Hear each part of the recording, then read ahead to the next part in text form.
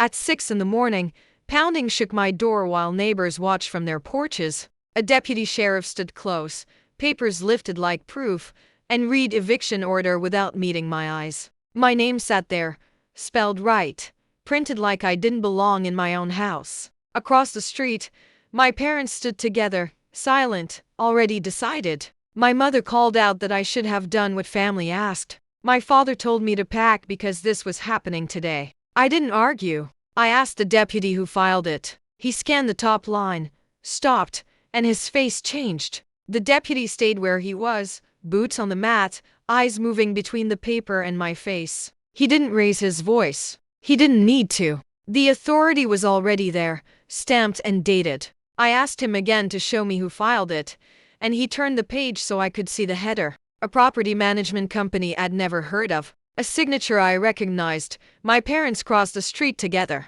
They didn't hurry. My mother kept her coat buttoned like this was a meeting, not my home. She said the arrangement had been clear. She said I'd been difficult. My father nodded and told the deputy they'd cooperate. He used that word, cooperate, like I was the obstacle. The deputy asked if I had proof of tenancy. I said yes. I asked if he had time to look at it. He said he did. He stepped back onto the porch, giving me space without saying so. I brought the folder I kept by the door, the one with receipts and emails and the mortgage statements they told me not to worry about. I handed it over and waited. Inside, the house felt smaller. I noticed details I'd ignored. The crack by the window, the hum of the fridge. Across the street, my parents spoke in low voices. My mother laughed once, quick and sharp.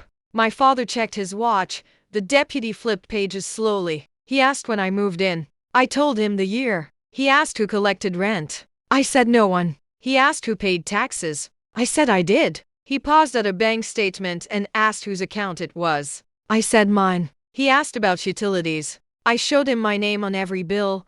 My mother interrupted and said family doesn't keep receipts. The deputy didn't look at her. He asked if there was a lease. I said there was an email. He read it. He read it again. He asked for the filing number on the order. He compared it to the header. He frowned. I watched his posture change. Not dramatic, just precise. He asked my parents to step back. My father objected. The deputy repeated himself, still calm. My mother said this was unnecessary. The deputy said he needed quiet.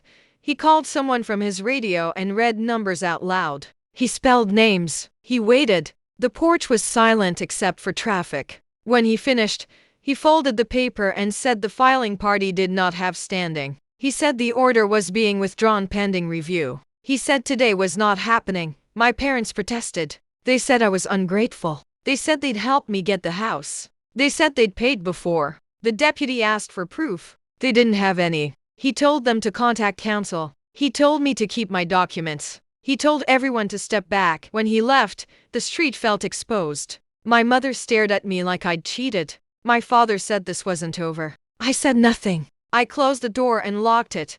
I sat on the floor with the folder in my lap and breathed until my hands stopped shaking. I didn't feel relief. I felt clarity. The order hadn't come from nowhere. It had come from a choice. And someone had decided I was easier to remove than to tell the truth. I understood then that authority bends for evidence, not blood, and that silence, kept with records, can stop a lie faster than any argument ever could in this town alone today. Once the deputy drove away, the street didn't return to normal. Curtains stayed half open. Someone across the way pretended to water plants that didn't need it. I closed my door and left it locked for the rest of the morning. I didn't call anyone. I sat at the kitchen table with the folder open and began laying things out in order, not to calm myself, but to see it clearly.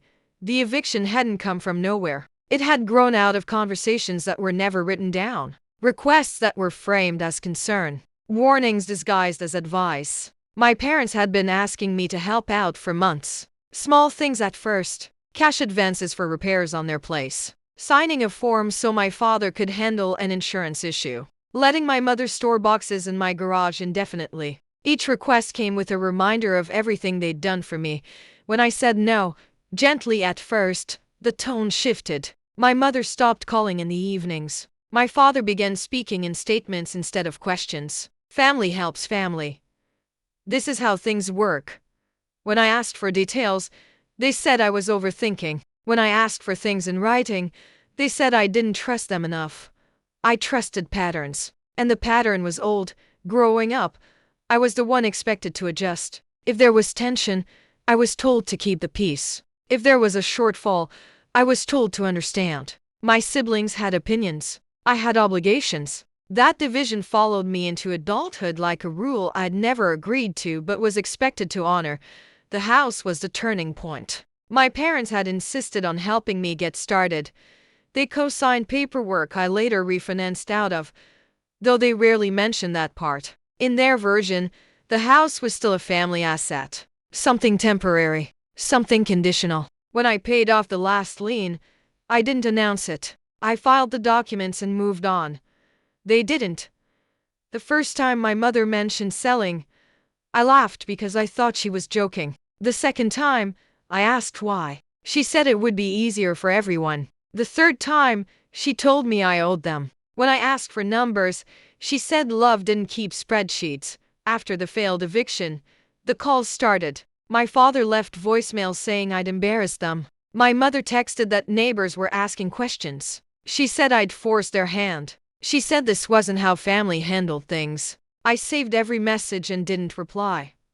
A week later, a letter arrived from the same property company listed on the order. This one was softer. It suggested a mutual resolution.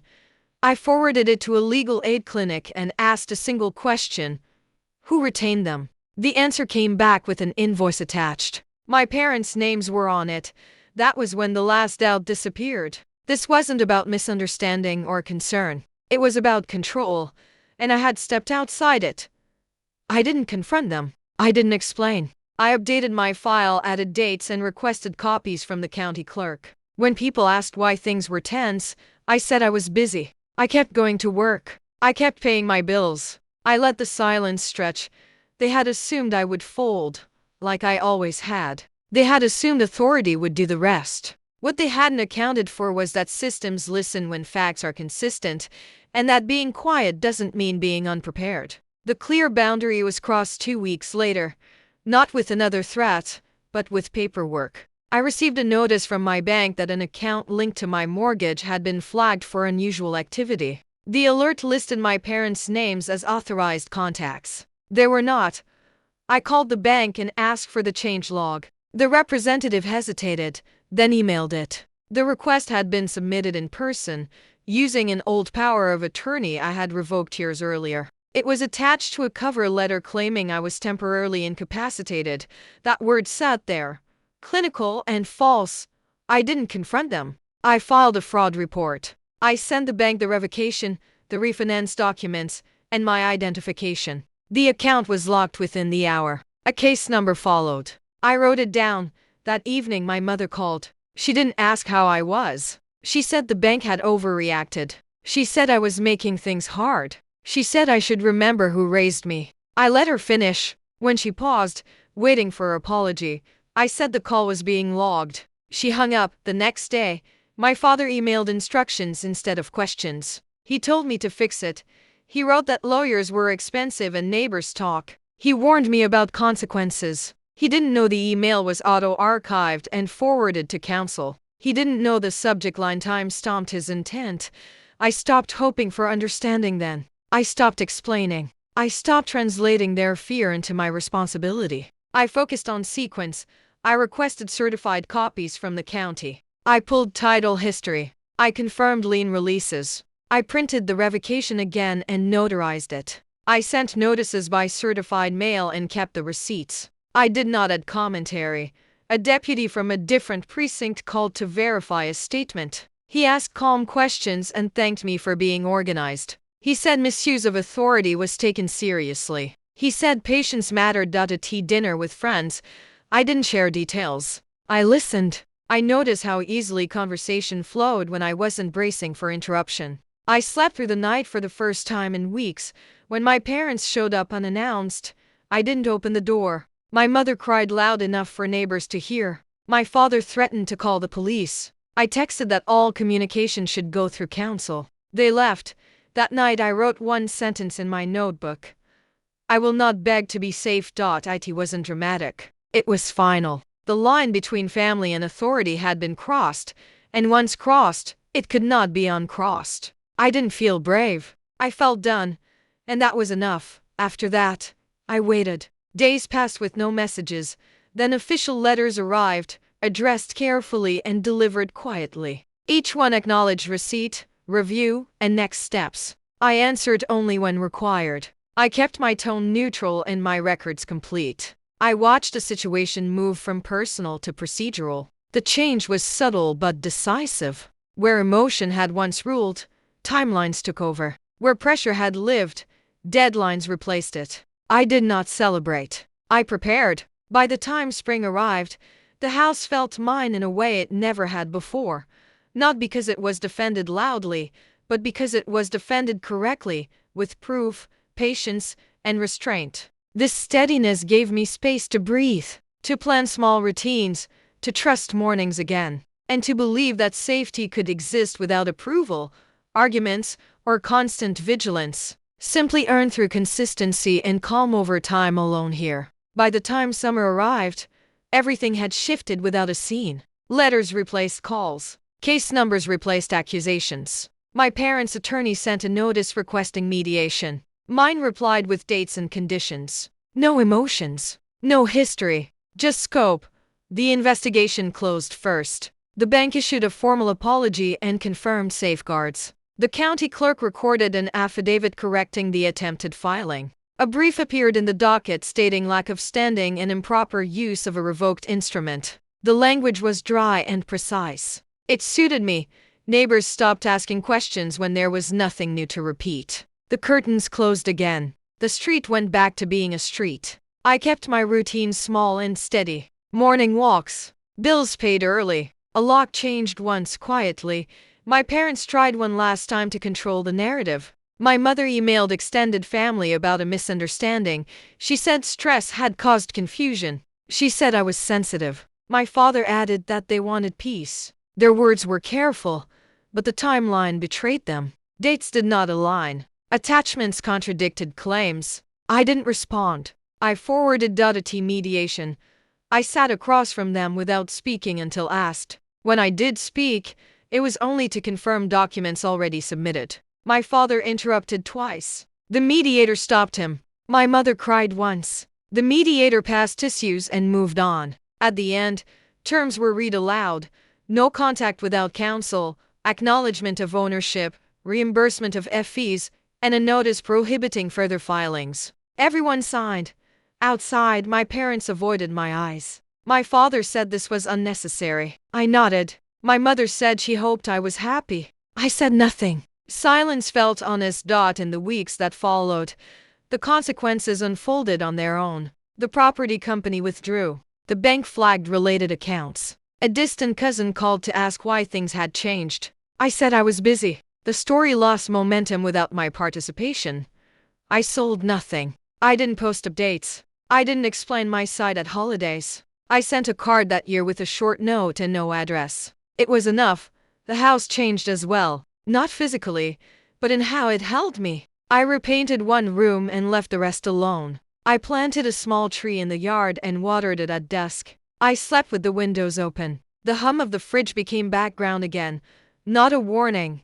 Months later, a letter arrived confirming closure of all matters. I filed it and closed the folder for good. I kept it on the shelf. Not out of fear, but respect for process. Evidence had done its work. I don't think about winning. I think about alignment, about living without flinching when a knock comes, about choosing records over reaction. My parents moved on in their way. I moved on in mine. Sometimes people ask how I stayed calm. I tell them I wasn't calm. I was careful. Careful enough to let systems do what families sometimes won't. Careful enough to step back when stepping forward would have fed the wrong story. I still live here. The tree has taken. The street knows my name again quietly. When mornings come, they arrive without pounding, without papers, without witnesses waiting to see what I'll do. That is the peace I keep.